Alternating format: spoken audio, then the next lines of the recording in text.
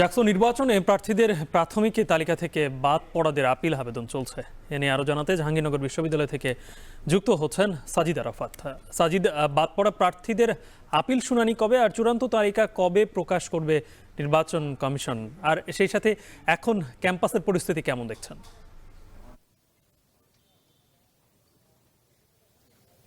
গালিব, ক্যাম্পাসের পরিস্থিতি দিয়ে শুরু করতে চাই। আমরা আমাদের সহকর্মী ফরহাদ বিন নূর ডাকসু নির্বাচনের যেমন একেবারে সরগরম অবস্থার কথা বলছিলেন, ঠিক তেমনটি সরগরম কিন্তু জাহাঙ্গীরনগর বিশ্ববিদ্যালয় মোটা দাগে বলতে গেলে এখনো নয়। কেননা এখানে এখনো প্রার্থিতা বাছাইয়ের যে প্রক্রিয়া, চূড়ান্ত তালিকা সেটি 29 আগস্ট ঘোষণা করা হবে। এবং যেটি আপনি প্রশ্ন করছিলেন যে প্রার্থিতা কোনো কারণে কারো ভুল আসার কারণে যে বাতিল হয়ে গেছে, সেটির কিন্তু তারা কিন্তু আবেদন করছেন এখনো। আজকে যেটি কালকে দুপুর 2টা পর্যন্ত এই আবেদন করতে পারবেন শিক্ষার্থীরা যাদের বাতিল হয়ে গেছে কোনো না কোনো কারণে, এবং পরবর্তীতে সেটি শুনানি শেষে বিকেল 4টায় প্রকাশ করার রায় ঘোষণা করার কথা রয়েছে। এবং 29 তারিখ চূড়ান্ত একটি প্রার্থিতা তালিকা দেওয়ার কথা রয়েছে। এর আগে গতকাল কিন্তু আমরা দেখেছি একটি খসড়া তালিকা দেয়া হয়েছে। সেখানে এখন পর্যন্ত আমরা যেটি জানতে পেরেছি যে 20 জন ভিপি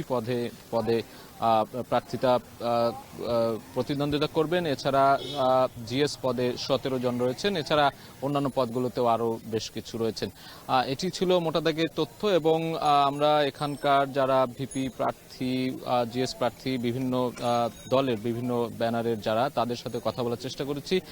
বাকচাষের পক্ষ থেকে একজনের সাথে কথা বলেছি।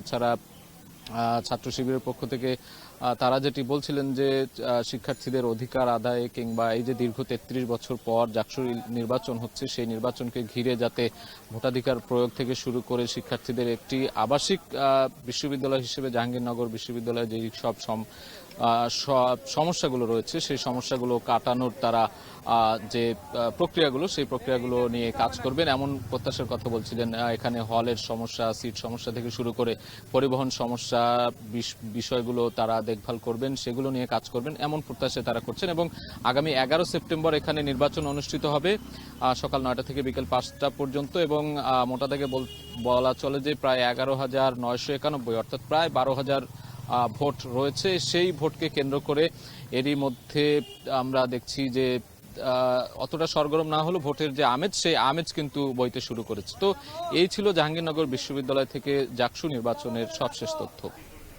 জাকসু নির্বাচনের খবর জানাচ্ছিলেন সাজিদ আরাফাত।